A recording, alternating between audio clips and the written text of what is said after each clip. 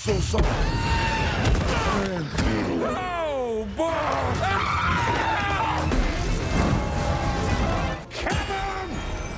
Everybody knows it wasn't my best day.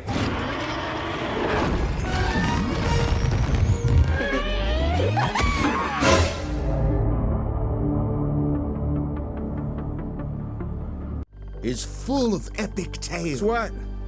This one? Seorang anak kecil yang bernama Steve memiliki rasa penasaran yang sangat besar untuk menjelajahi suatu tambang. Tapi karena anak kecil tidak diperbolehkan masuk, niatnya itu pun harus gagal. Setelah dia dewasa, rasa penasarannya itu masih sangat kuat. Karena muak dengan pekerjaannya, dia pun memutuskan untuk pergi ke tambang itu lagi. Karena sekarang dia sudah dewasa, dia pun berhasil masuk. Saat di dalam tambang, dia pun mulai menggali. Sampai akhirnya, dia menemukan sebuah kubus bercahaya biru dan satu kubus lagi berwarna putih. Saat dia menggabungkannya, sebuah portal pun langsung terbuka. Portal itu terhubung ke sebuah dunia yang bernama Overworld, di mana semua benda di sana berbentuk kotak, termasuk penduduknya. Seen anything like it? Steve pun menyadari jika di sana dia bisa membuat apa saja sesuai kreativitasnya. Dia pun mulai membangun beberapa rumahnya. Tapi saat malam hari, para zombie akan bermunculan meneror tempat itu. Tapi tenang saja, itu hanya berlangsung selama 20 menit. Hari demi hari pun berlalu. Steve yang merasa kesepian akhirnya berteman dengan seekor serigala buas yang langsung menjadi jinak setelah dia memberikannya tulang. Dia pun menamai serigala itu dengan nama Dennis. Setelahnya, Steve pun terus membangun semua yang dia bayangkan. Steve pun merasa lebih hidup saat berada di Overworld. Semua berjalan sempurna. Sampai suatu hari, Steve menemukan sebuah bangunan aneh. Setelah dia memperbaikinya, ternyata hal itu membuka sebuah portal. Portal itu terhubung dengan sebuah dunia yang bernama Nether, yang dihuni oleh pasukan bagong dan dipimpin oleh seekor bagong penyihir bernama Malgosia. Para bagong ini sangat serakah akan emas. Alhasil Dennis dan Steve pun ditangkap. Dan Malgosia mendapatkan kubus itu yang ternyata bernama Orb of Dominance. Dengan orb itu, Malgosia berencana untuk menyelimuti Overworld dengan kegelapan, agar para piglin alias pasukan bagongnya tidak berubah menjadi zombie saat terkena cahaya matahari. Dengan begitu, dia dan pasukannya bisa menambang emas sepuasnya. Mengetahui niat jahat si bagong penyihir, Steve pun berhasil meloloskan diri berkat bantuan Dennis dan mencuri orbnya agar tidak jatuh ke tangan si bagong. Steve pun menyuruh Dennis untuk membawa orb itu ke rumahnya yang ada di bumi. Dan Steve kembali ditangkap oleh pasukan bagong. Dalam pelariannya, kalung Dennis sampai terlepas dan diambil oleh para bagong. Dan luar biasanya, Dennis menyimpan orb yang sangat kuat itu di bawah tempat tidur Steve. Karena orb itu terlepas dari wadahnya, portal menuju Overworld pun menghilang. Dan Dennis terjebak di dunia manusia.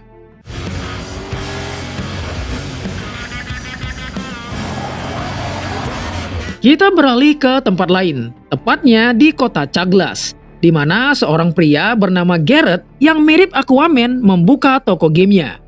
Ternyata dulu dia adalah seorang top global permainan jadul yang bernama Hank City Rampage di tahun 1989. Tapi karena di masa sekarang, anak-anak tidak lagi memainkan game itu. Alhasil, tokonya pun sangat sepi, bahkan mendapatkan surat peringatan akan diusir jika tidak bisa membayar uang sewa gedung.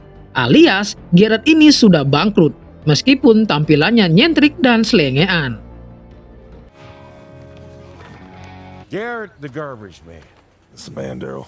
An investor. Waterbed. It's got some Untuk mencari tambahan barang jualan, dia pun pergi ke tempat pelelangan barang bekas, dengan harapan menemukan sesuatu yang bisa dijual kembali. Setelah melihat ada benda yang bernama Atari Cosmos 1978, dia pun langsung membelinya dengan sisa uang yang dia miliki. Tapi saat dibuka isinya cuma sampah dan dua kubus penghubung ke dunia Overworld. Dia pun sangat kesal karena uangnya sudah habis dan tidak mendapatkan barang yang dia inginkan untuk menyelamatkan toko gamenya.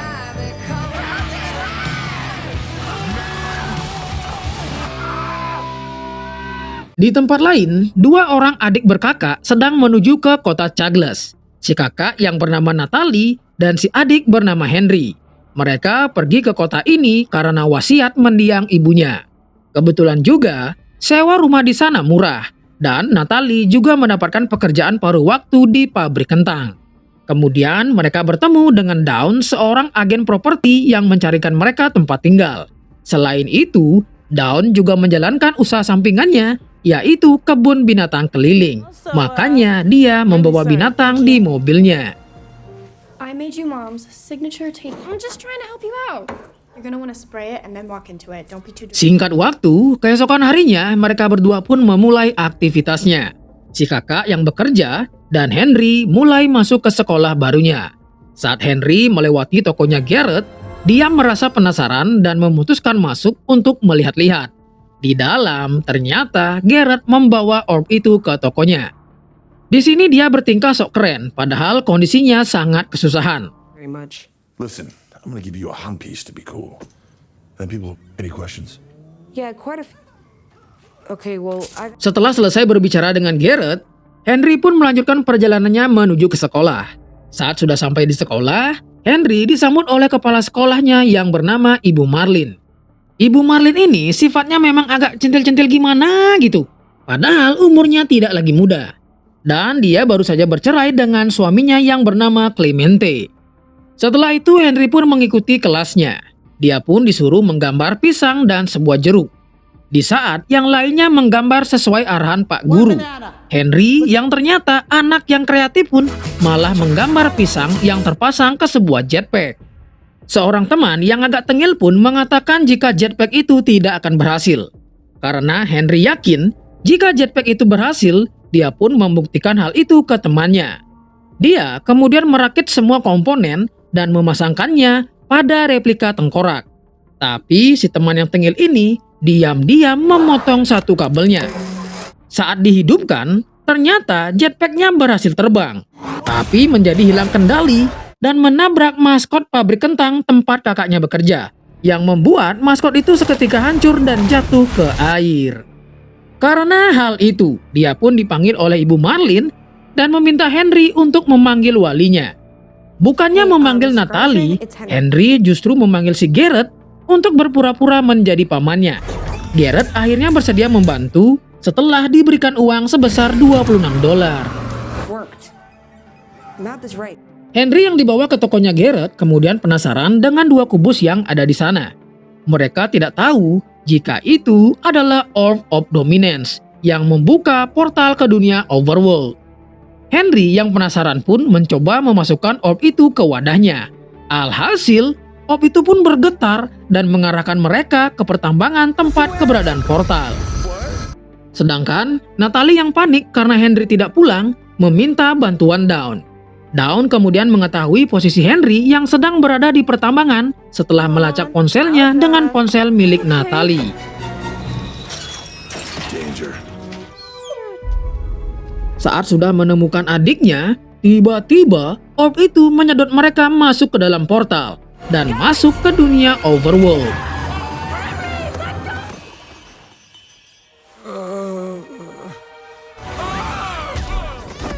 Saat berada di dalam, mereka semua pun takjub melihat pemandangan di sana, meskipun semua benda berbentuk kotak. Tapi tidak jauh dari sana, seekor anomali villager masuk ke dalam portal menuju bumi karena merasa penasaran. Aha!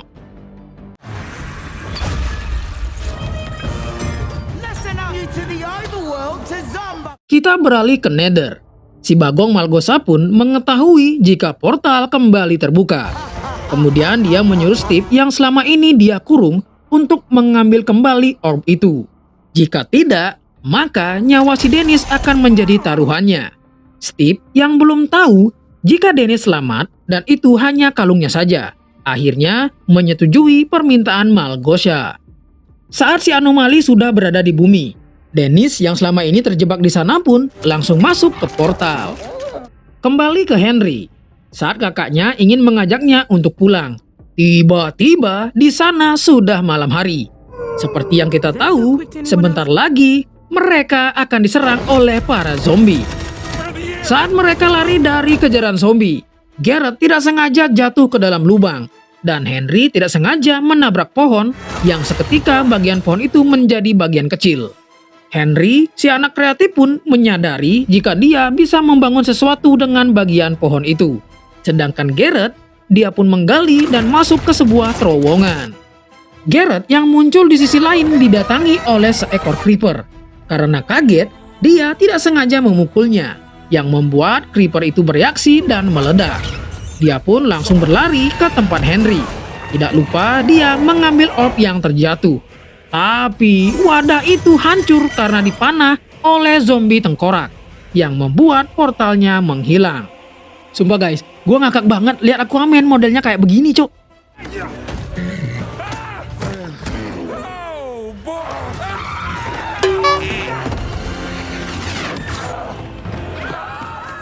Saat mereka sudah terdesak, tiba-tiba Steve datang membantu mereka. Steve yang sudah terbiasa dengan kondisi ini, dengan mudah bisa mengalahkan para zombie, bahkan dengan sedikit gaya. Sampai akhirnya matahari terbit lagi yang langsung membakar para zombie. Selesai mengalahkan para zombie, Steve langsung bertanya siapa mereka ini dan di mana Dennis, sambil meminta orb itu diserahkan. Mereka yang tidak tahu Dennis dan hanya ingin kembali pulang pun tidak mau menyerahkan orb itu. Steve kemudian menjelaskan jika mereka sudah terjebak di sini karena wadah dari orb itu yang bernama Earth Crystal telah hancur. Jika ingin portalnya terbuka lagi, satu-satunya cara mereka harus mencari pengganti dari wadahnya, dan itu berada di Woodland Mansion. Steve mau membantu mereka kembali pulang, asalkan orb itu diberikan kepadanya. Karena tidak punya pilihan lain, mereka pun setuju. Langkah pertama yang mereka lakukan adalah menyiapkan peralatannya. Mereka pun pergi menuju desa Midport. Sementara itu di bumi, si villager tidak sengaja ditabrak oleh Nyonya Marlin. Dan anehnya, Marlin ini terlihat tertarik dengan si anomali. Sikat bu. Oh my. How about this? Singkat waktu, akhirnya mereka semua tiba di desa Midport. Di sana ternyata ada banyak sekali anomali villager. Mereka semua cinta damai.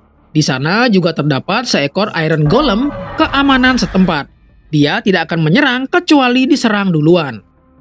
La la la lava, check the bell, crispy and dry.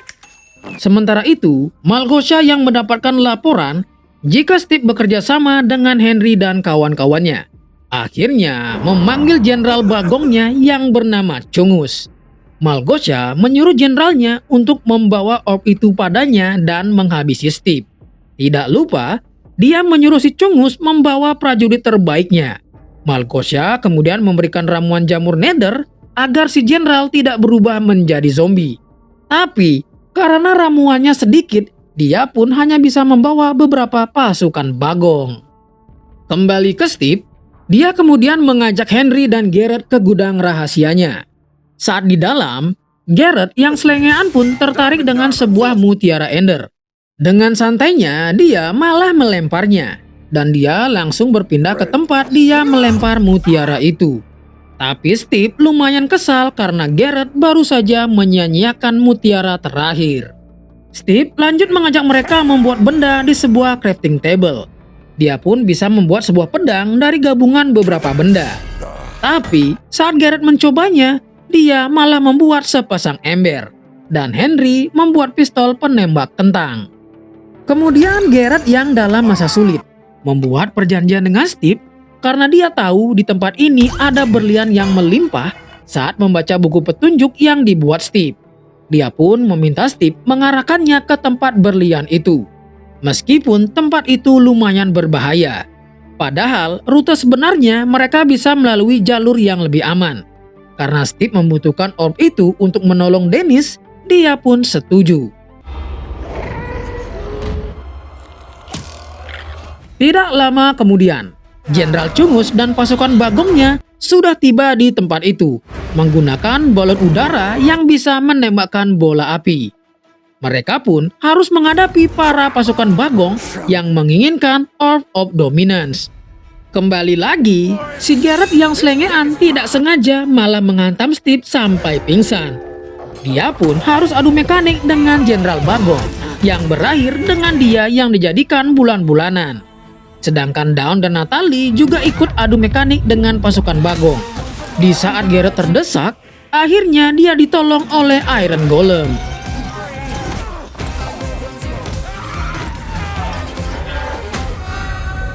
Dalam kondisi yang chaos, Natalie dan Dawn harus terpisah dengan Henry dan yang lainnya. Steve mengatakan mereka akan bertemu kembali dengan Natalie di Woodland Mansion. Karena menemukan jalan buntu, Steve kemudian memasangkan sebuah kostum sayap Elytra. Karena ternyata dia hanya punya 2, akhirnya dia terbang menunggangi Garrett. Steve pun mengarahkan mereka ke sebuah gunung tempat Steve menyimpan semua berliannya. Mereka pun terus dikejar oleh pasukan Bagong sambil ditembaki bola api. Beruntung mereka masih bisa lolos. Dan Steve mengeluarkan sebuah water bucket agar mereka bisa mendarat dengan selamat.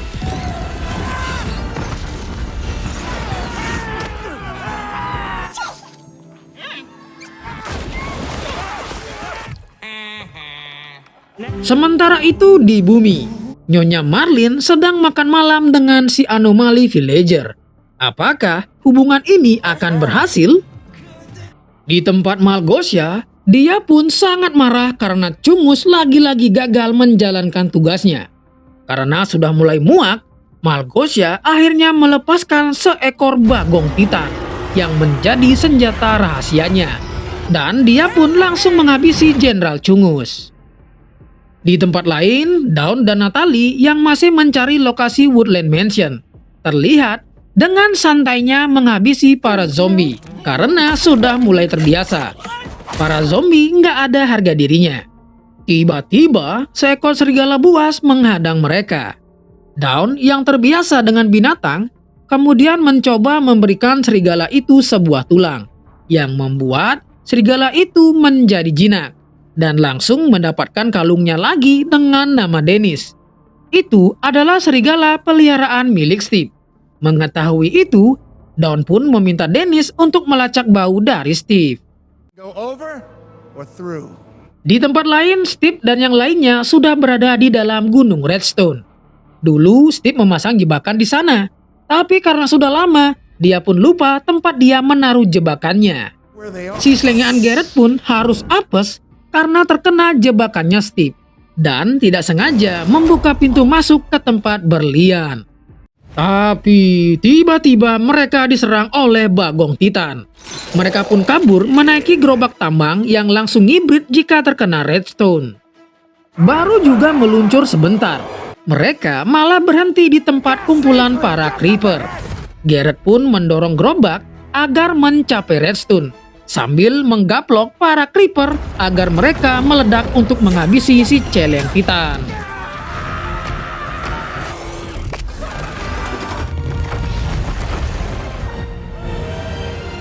Setelah berhasil lolos dari kejaran celeng titan, Henry pun kesal ke Garrett karena keegoisannya hampir saja mencelakai mereka semua. Di sini akhirnya Garrett jujur dengan kondisinya sekarang, di mana dia sudah bangkrut dan sangat membutuhkan uang cepat untuk menyelamatkan toko gamenya. Ditambah Garrett yang sudah sebatang kara. Setelah mendengar curahan hati si Garrett, akhirnya Henry mengerti dan memaafkan Garrett. Singkat waktu, akhirnya mereka sudah tiba di depan Woodland Mansion. Steve memberitahu mereka jika mansion itu terdiri dari 3 lantai. Lantai pertama dijaga oleh geng kapak bernama Vindicator. Lantai 2 dijaga oleh Evoker. Dan lantai ketiga adalah ruang jarahan. Di sanalah tempat Earth Crystal berada. Tapi tempat itu dijaga oleh Enderman. Steve mewanti-wanti untuk jangan sekali-sekali menatap matanya. Rencana pun dimulai dengan Steve dan Garrett yang akan menjadi pengalih perhatian agar Henry bisa menyusup ke lantai 3. Tapi saat akan masuk ke lantai 3, Henry ketahuan oleh para geng kapak. Dia pun auto ngibrit menghindari kejaran mereka. Tidak lama kemudian, Steve dan Garrett pun akhirnya ditangkap. Mereka malah dipaksa adu mekanik dengan seekor anak zombie yang menaiki ayam dan dijadikan tontonan oleh para geng kapak. Lagi-lagi, si selengean Garrett malah jadi bulan-bulanan si anak zombie.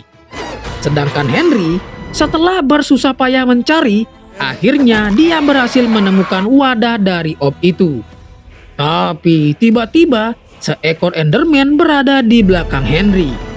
Dengan menutup mata, Henry pun secara membabi budak menghajar si Enderman, yang akhirnya berubah menjadi mutiara Ender. Ketika Garrett akan di-smackdown oleh anak zombie, beruntungnya dia ditolong oleh Steve yang menyundul si anak zombie. Setelah mendapatkan wadahnya, mereka pun pergi dari tempat itu.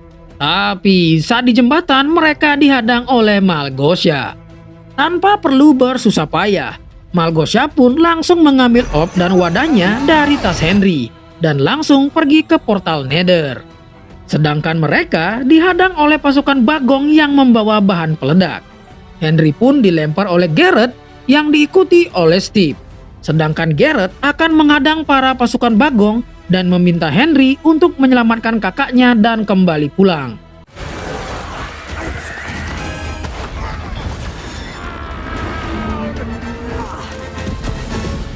Singkat waktu, ternyata mereka diselamatkan oleh Dawn dan Natalie. Steve pun akhirnya bertemu kembali dengan Dennis.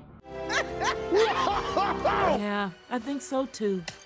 Di tempat lain, Malgosha pun meletakkan orb itu di tempat khusus di atas portal Nether, yang seketika mengubah Overworld menjadi gelap gulita.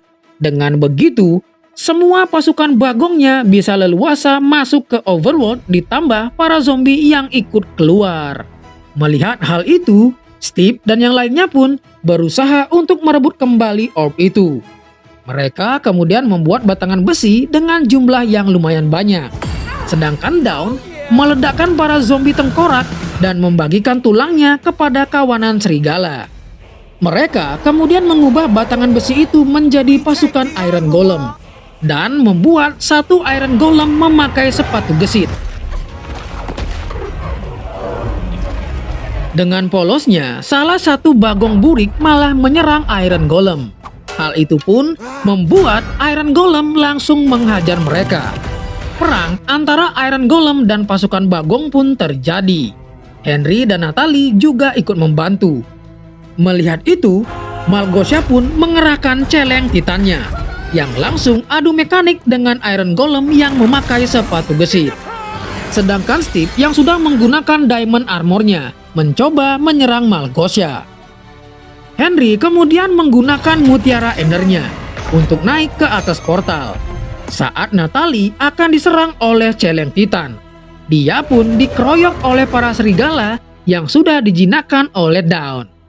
Henry yang masih berusaha mengambil orb itu harus terjatuh karena terkena tembakan dari celeng titan. Saat dia akan ditembak lagi, tiba-tiba dia diselamatkan oleh Garrett yang entah bagaimana ternyata dia masih selamat.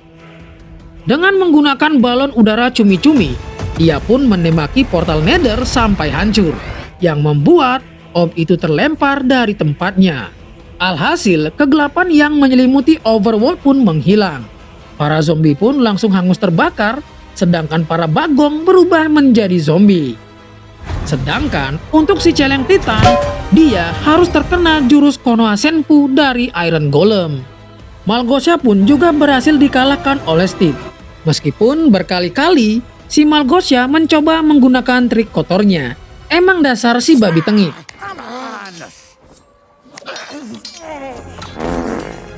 Setelah semua kekacauan berakhir, Henry dan yang lainnya pun akhirnya bisa kembali ke bumi.